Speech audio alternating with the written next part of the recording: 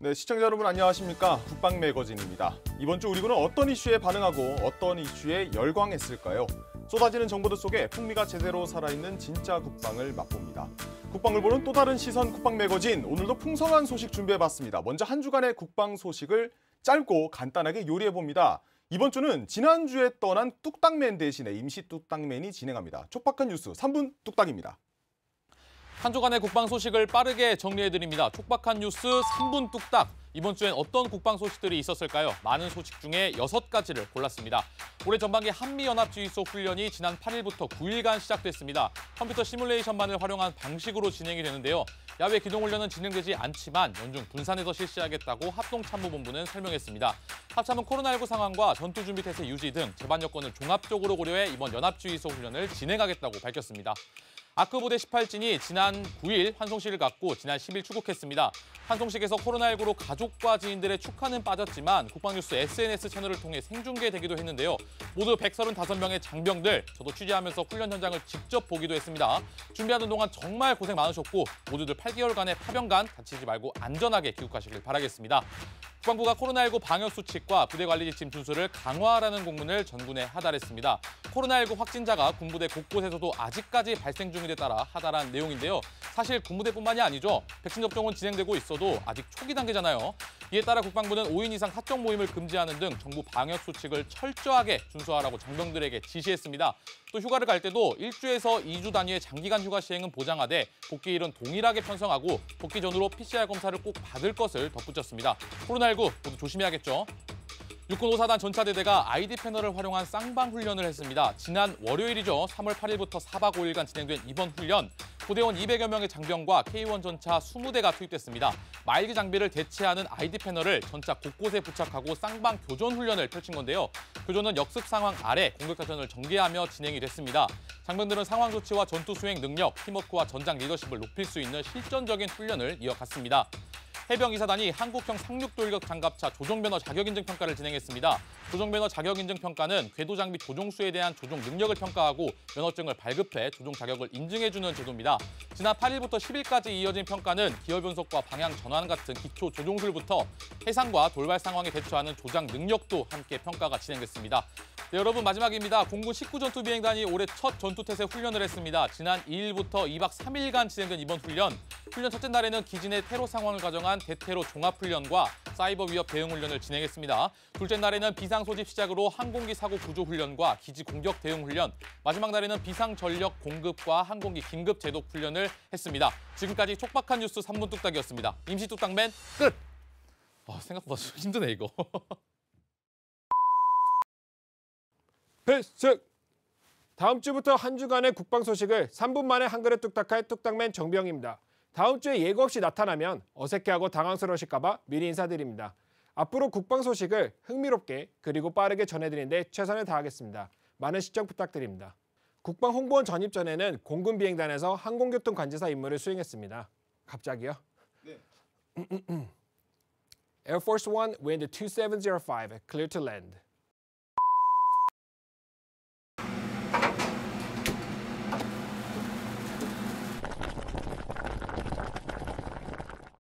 자, 이번에는 지난 사골처럼 우려낸 깊은 뉴스, 기자들의 속풀이를 제대로 듣는 시간입니다. 오늘 주제는 군 의료진의 백신 접종과 섬으로 간 백신입니다. 관련 내용 영상으로 먼저 보겠습니다.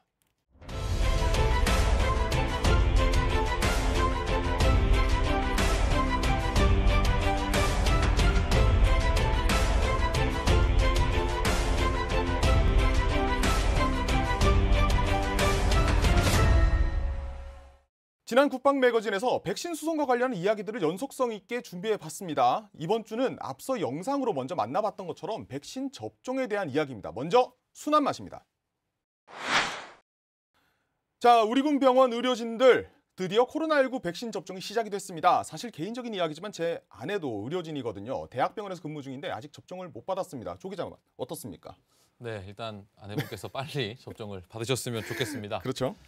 네, 우리 군병원에서 근무하는 의료인을 대상으로 코로나19 백신 예방 접종이 실시됐습니다. 국방부는 지난 3일이었죠. 국군 양주병원을 시작으로 16개 군병원에서 코로나19 백신 예방 접종을 실시한다고 밝혔습니다.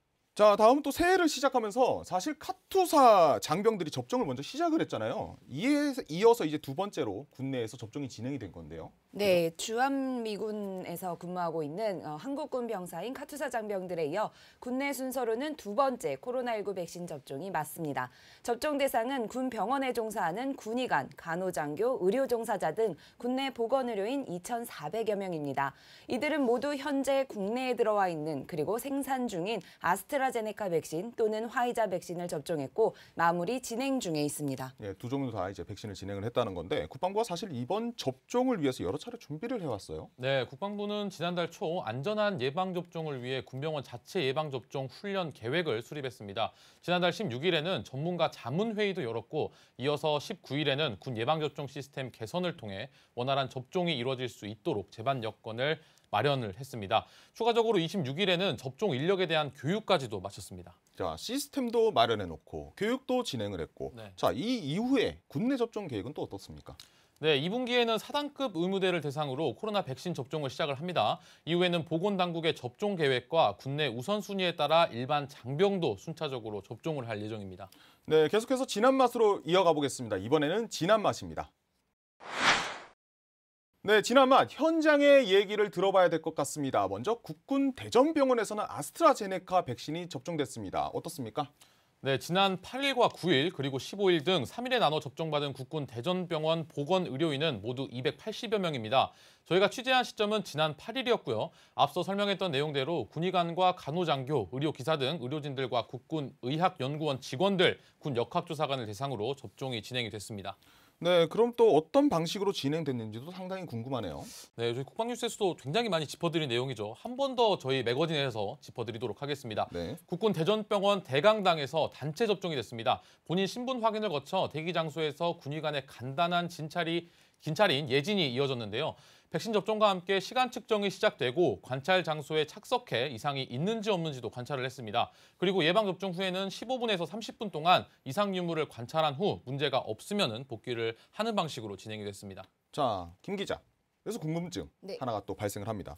1호 접종자 누구였습니까? 제가 예전에 국군 네. 대전병원에 한번 예, 예방접종 예방접종. 훈련을 다녀왔었는데 아니나 다를까 국군 대전병원 1호 접종자는 군의관인 조동호 대위와 간호실장인 문숙남 중령 2명입니다. 네. 병원을 총괄하는 책임자들로서 대표로 가장 먼저 맞았습니다. 자, 가장 먼저 맞으신 분들도 나왔고 군 이제 의료진들도 이제 접종을 맞았는데 네. 사실 1차가 아니잖아요. 네네. 두 번 해야 되잖아요. 네, 2차 접종. 맞습니다.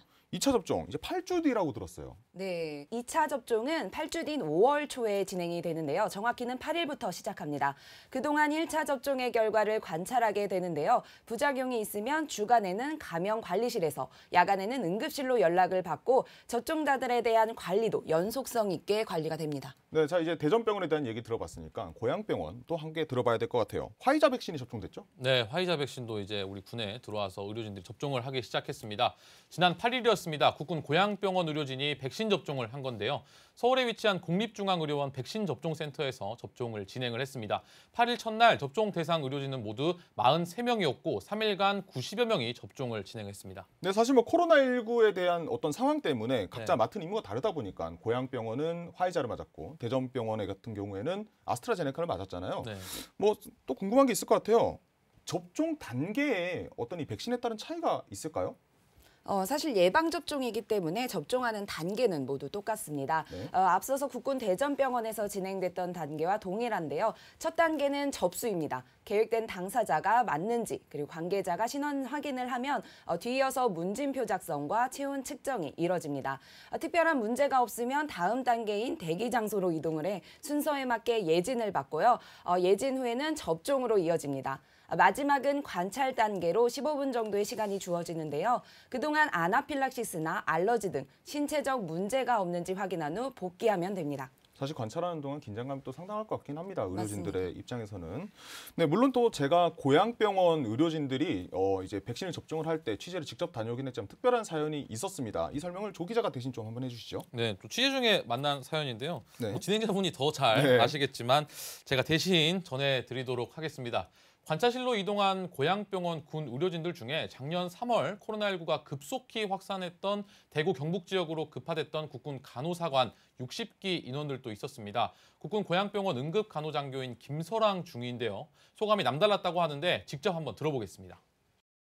상기된 감정으로 해서 대구병원을 갔던 것 같은데 어떻게 또 우여곡절이 많았지만 1년이 지나서 이렇게 백신까지 맞게 돼서 좀 감회가 새롭고 이제는 그래도 많은 국민들이 백신 접종을 하게 되면 일상으로 조금 다가갈 수 있지 않나 하는 생각이 이제는 드는 것 같습니다. 네, 진행하고 있는 저도 작년 3월에 대구로 함께 내려가서 신임 간호장교들과 한 달가량 동행 취재를 진행을 했습니다. 거기서 김중희를 처음 만났고 1년 만에 백신 접종 현장에서 함께 재회한 겁니다.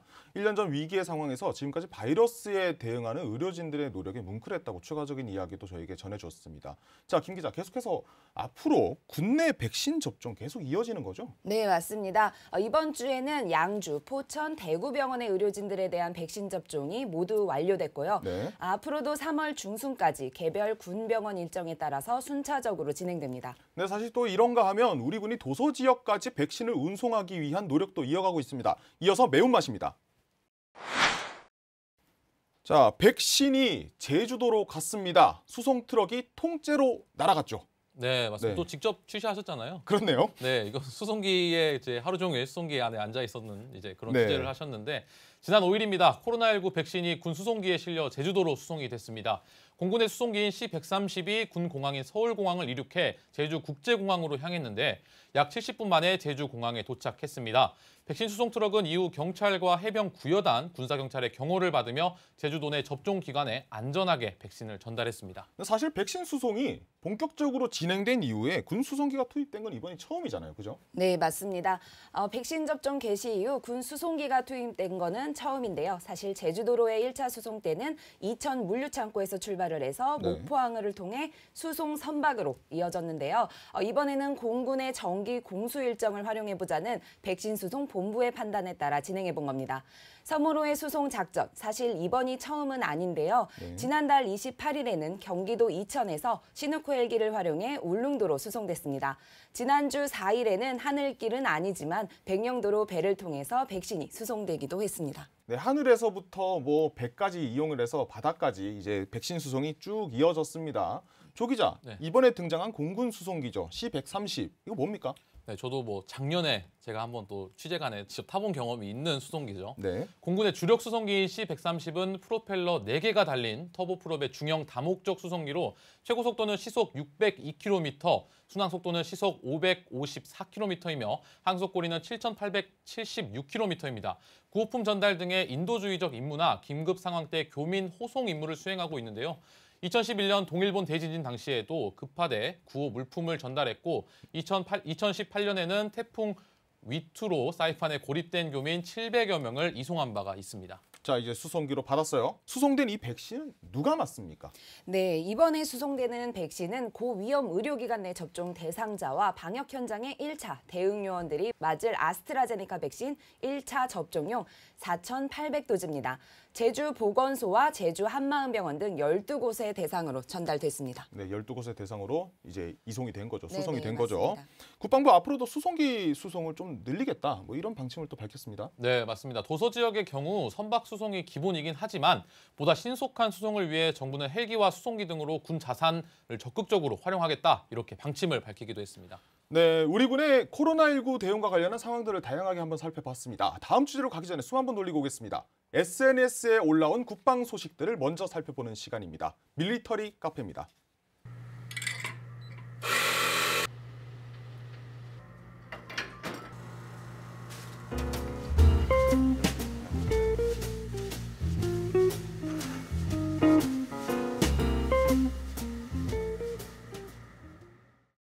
SNS를 통해 한 주간의 우리 군을 살펴봅니다. 밀리터리 카페 지금 시작합니다.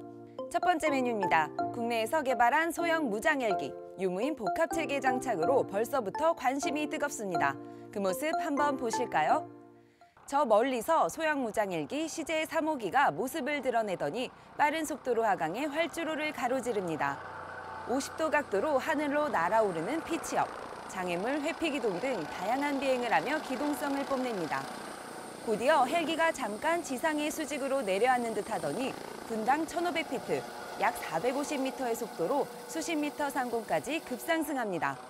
방향 전환도 자유자재로 후진으로 고속 비행고개도 가능합니다. 공대지 미사일과 기관총, 로켓탄으로 무장했습니다. 탱크 공격은 물론이고 공중 강습 부대를 엄호하고 수색 임무도 가능합니다. 헬기 최초로 유무선 위성통신을 통해 실시간 전술 정보도 공유하는 하늘의 저승사자, 소형 무장헬기 LAH. 멋진 비행 모습은 방위사업청 유튜브 소형 무장헬기의 멋진 고기동 시범 영상에서 만나볼 수 있습니다. 다음 메뉴입니다. 공군 전투기에 대한 모든 궁금증 풀어봅니다. 전투기는 현대전을 주도하는 핵심 장비로 비행기의 발명 이후 빠르게 발전했는데요. 시속 1000km가 넘는 속도로 창공을 질주합니다. 빠른 속도 비행에는 강한 추진력이 필수. 고압가스가 뿜어내는 추진력인 제트 엔진이 장착돼 있습니다. 그럼 전투기에도 자동차처럼 백밀러가 있을까요? 비행 중 조종사가 받는 중력은 지상 대비 5배에서 6배 많습니다. 고개를 돌려 후방의 물체를 파악하기도 어려운데요. 편대 비행이나 교전 가운데 후방의 물체를 확인하기 위해서는 전투기의 백밀러가 필수적입니다. F5E 제공호에는 2개의 백밀러가, F4에는 무려 6개의 백밀러가 장착돼 있습니다. 하지만 최근에 제작된 KF-16 전투기에는 전후좌우 우수한 시야 확보로 백밀러가 없다네요.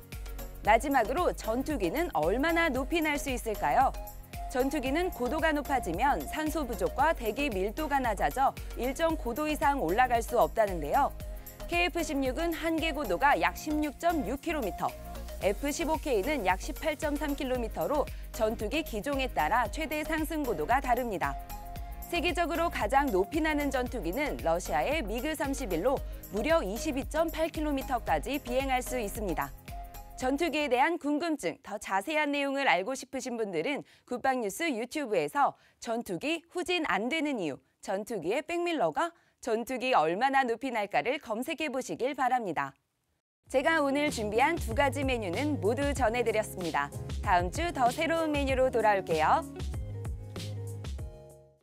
네, 계속해서 기자 속풀이 다음 주제로 이어갑니다. 다음 주제는 해군 군수사령부 정비창의 건선거를 활용한 함정 정비입니다.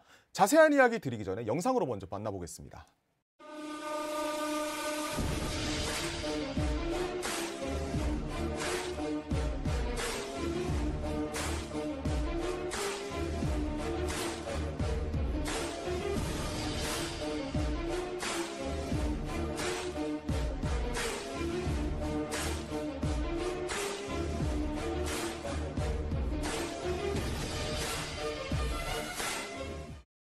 네, 이번에는 육군이 해군으로 한번 가봤습니다. 조 기자, 네, 해군 건선거 소식이잖아요. 군수사령부 정비창이죠. 그렇죠. 어떤 내용이죠? 네, 지난 월요일부터 이틀간 진해 군항에 있는 해군 정비창을 제가 직접 다녀왔습니다. 네, 짧네요. 네, 네, 근데 조 기자 육군이잖아요. 네, 그렇죠. 해군 부대 방문한 게 이번이 처음이죠. 그렇죠. 제가 뭐 태어나서 처음으로 해군 부대를 이렇게 가봤습니다. 네, 지금까지 봤던 해군 함정은 전쟁기념관에 있는 참수리 357호와 네. 한강에 전시되어 있는 서울함만 봤는데 실제로 진해 군항에 있는 정비창에서 이런 대조영함을 직접 보고 취재를 하게 됐습니다. 제 인생 통틀어서 또 난생 처음의 경험이 또 하나 더 쌓이지 않았나 이런 생각이 듭니다. 자, 자세한 이야기 한번 들어보려고 합니다. 코너 속 코너죠. 기자의 비밀 수첩. 기자가 취재 중에 만난 비하인드 이야기들을 모아서 육하원칙으로 풀어보는 시간입니다. 조 기자, 비밀 수첩 6번째 장입니다. 그렇죠. 6번째 장이죠. 네. 네, 비밀 수첩 6째 장, 제가 취재한 내용들을 먼저 육하원칙으로 풀어드립니다. 네, 먼저 누가입니다. 정비요원과 대조영함이 먼저 제 취재 대상이었습니다. 네. 지난 1월 12일부터 5월 8일까지 대조영함의 함정 정비는 진행이 됐는데요. 해군 정비창 건선거에서 진행이 됐습니다. 고도화된 기술과 최첨단 장비로 이렇게 함정들을 정비를 하고 있었는데 네, 대조영함 정비와 수리를 진행을 하고 있었습니다. 네, 이걸 왜 했냐? 해군 함정의 완벽한 임무 수행을 위해서 정비창은 계속해서 이렇게 노력을 하고 있는 모습들을 제가 직접 눈에 담아왔습니다. 네, 사실상 뭐 기본 제반 여건들 중에 하나죠. 네. 뭐 말 그대로 비전투 손실이라거나 전투를 바로 수행하기 위한 어떤 기반 여건일 것 같은데 그렇죠. 시작부터 저는 사실 건선거라고 하는 이 단어가 상당히 생소하고 네. 처음 들어봤어요. 솔직히 말해서. 이런 내용인데 시청자분들도 많이 생소하실 것 같아요. 뭐죠? 네, 건선거. 저도 처음 들었을 때는 정말 도저히 뭔지 감도 못 잡았습니다. 네. 이번 취재가 이제 우리 군에 이런 것도 있구나라고 제가 정말 많이 느낀 취재가 아니었나 이런 생각이 드는데요. 건선거는 드라이독이라고도 불립니다. 드라이독? 네네, 그렇죠. 네. 드라이독. 해안에 배가 출입할 수 있을 정도로 땅을 파서 만든 구조물을 말하는데요. 여기에 배를 넣은 다음에 입구에 수문을 닫고 내부에 물을 뺀 다음 함정의 수리나 정비 작업을 진행을 하게 됩니다. 해군 정비창에 건선거에 함정이 들어오면 4개월가량 이어지는 정비가 또 진행이 됩니다. 6년에 한 번 건선거에서 종합 정비를 받고 다시 임무 수행을 하게 되는데요. 묵은 페인트와 어패류 껍데기를 벗겨내는 청락 작업과 페인트를 칠하는 도장 작업 등 오랜 임무 수행 동안 낡아진 해군 함정을 새 것처럼 만들기 위한 작업이 진행되는 곳입니다. 근데 사실 뭐 또 기자 수첩을 하면서 조 기자 나름의 취재 현장에서 눈으로 직접 보고 온 원픽들을 계속 골라주셨었잖아요. 네, 그렇죠. 이번 주 원픽도 사실 궁금하거든요. 뭐죠? 네, 이번 주 원픽 바로 대조영함입니다. 야, 오늘 제일 상당히 네. 클래스가 제일 큰 것 같아요. 가장 큰 스케일인 만큼 또 설명도 부탁드리겠습니다. 네, 제가 원래 이제 원픽 하면은 이제 최대한 이렇게 스튜디오에 가지고 나와 설명하려고 하는데 일단 대조영함의 경우 이제 4,500톤이라서 네. 스튜디오로 가지고 올 수는 없었고요. 네. 실제로 정말 큽니다. 우선 제가 취재한 당일 다목적 구축함인 대조영함이 건선거에 들어가 있었습니다. 사실 제가 이날 가장 놀란 것 중 하나는 또 밑바닥까지 드러낸 대조영함의 크기였습니다. 사람이 옆에 서면 정말 비교도 되지 않을 만큼 그 크기에 압도가 됐는데 일단 대조영함은 4,500톤급으로 상당한 크기를 자랑을 하고 있긴 합니다. 한국형 구축함 사업으로 추진된 KDX2 사업에서 충무공 이순신함과 문무대항함에 이어 세 번째로 건조가 된 구축함인데요. 대우해양조선에서 국산 기술로 설계와 제작을 했고 2003년 11월 12일에 진수식을 올렸습니다. 시범 운영 기간을 거치고 지난 2005년 6월 30일에 실전 배치가 이렇게 됐는데요. 네. 함정 명칭은 발해를 건국하고 고구려의 옛 영토를 회복한 대조영의 진취적 기상을 계승하기 위한 뜻에서 대조영함으로 이렇게 명명이 됐다고 합니다. 나름의 해군이 지금 추진하고 있는 대양 해군이라고 하는 이미지를 여기다 많이 넣은 것 같아요. 그렇죠. 네, 다시 본론으로 들어와서 해군 정비창 이야기를 좀 더 해보도록 하겠습니다. 네. 육하 원칙으로 설명할 때 고도화된 기술이라고 하는 단어를 썼고 최첨단 장비라고 표현을 해줬어요. 네. 뭐 어떤 장비들이 더 있었나요? 네, 해군 함정은 정비 기술을 선도하는 정비창 이야기를 조금 할까 제가 하는데요. 먼저 정비창에는 원격 정비 재원센터가 있습니다. 이곳은 해상에서 작전을 전개 중인 함정을 위성 통신망으로 연결해서 정비를 지원하는 곳인데요. 함정의 화상으로 연결해 정비를 지원하거나 원격으로 함정 정비용 노트북에 접속해서 장비 상태를 진단할 수 있도록 도와주는 그런 장비가 있었습니다. 정비창은 이와 같은 원격 정비 지원 체계를 오는 2026년까지 개선을 추진하고 세 개 팀으로 조직을 또 더욱 확대해서 이렇게 나갈 방침이라고 밝혔습니다. 앞서서 얘기를 했잖아요. 대조영함이 6년 만에 들어와서 아까 몇 개월이라고 말씀 주셨죠? 4개월 4개월? 동안. 네네. 4개월 동안 하니까 사실 이것 자체가 장기간 이제 어떻게 작전을 수행하고 있는 함정에게는 상당히 유리한 부분이네요. 그렇죠. 네, 뭐 그것도 그렇고 이뿐만이 아닙니다. 3D 스캐너와 프린터가 해군 정비창에 있습니다. 조금 놀라실 수도 있을 것 같아요. 3D 네, 3D 프린터가 네. 네, 공대에만 있는 게 아니고 네. 해군 정비창에도 이렇게 있습니다. 네. 네, 정비창은 지난 2016년 말에 3D 프린터를 도입해서 부품 제작 활성화를 하고 있는데요. 다품종 소량으로 운용되는 해군 함정의 수리 부속 특성상 3D 프린터는 최적의 선택이었습니다. 지난해만 3D 프린터를 활용한 부품 제작 지원이 총 154종에 1,112건에 달했다고 합니다. 또 지난해 12월 3D 프린팅 활용 정비 업무 발전 계획 수립에 이어 올해는 3D 프린팅 거점 센터를 신설하는 데 추진 중에 있습니다. 이 밖에도 정비창은 각 공장을 인공지능 기반으로 시스템 제어가 가능한 스마트 팩토리 구축에도 힘을 쏟고 있었습니다. 오는 2025년까지 기존 공장의 함정 정비 현황을 실시간 모니터하는 공정 관리 시스템과 스마트 센서와 연계한 통합 관제 시스템, 그리고 설비 보전이 가능한 안전 보건 관리 시스템을 추가로 도입을 하려고 예정을 하고 있었습니다. 이처럼 신속한 대응력을 갖춘 현장 밀착형 스마트 정비창 구축은 앞으로도 다양한 분야에서 추진될 예정이라고 합니다. 네, 사실상 해군 전투력이 앞으로 유지하는 데 있어서 핵심적인 역할들을 해나갈 것이라고 기대가 모아지는 부분입니다. 네. 비밀 수첩 마지막입니다. 내자로 말해요. 오늘은 뭡니까? 네, 오늘의 내자 고마워요입니다. 고마워요죠? 네, 오늘은 발전하는 해군의 정비창 이야기를 했는데요. 먼저는 정비가 필요한 함정들을 최선을 다해 돌봐주는 정비 요원들에게 또 나름대로의 또 이런 고마운 마음들을 전하고 싶었고, 또 우리 바다를 목숨 걸고 지켜주는 함정 요원들에게도 고마운 마음을 전하고 싶어서 제가 고마워요라고 정하게 됐습니다. 네, 육군이 전하는 고마워요였던 것 같습니다. 마지막 네 자로 말해요까지 알차게 한번 들어봤습니다. 코로나19를 종식시키기 위한 첫 단계죠. 백신 수송과 의료진들에 대한 접종이 곳곳에서 이어지고 있습니다. 가장 중요한 키워드 바로 집단 면역 체계 형성일 겁니다. 하루빨리 마스크를 벗고 다시 일상으로 돌아갈 수 있기를 저희도 함께 희망해 봅니다. 이번 주 국방 매거진이 준비한 내용은 여기까지입니다. 국방을 보는 새로운 시선 국방 매거진, 다음 시간에도 다시 찾아뵙겠습니다. 시청해 주신 여러분 고맙습니다.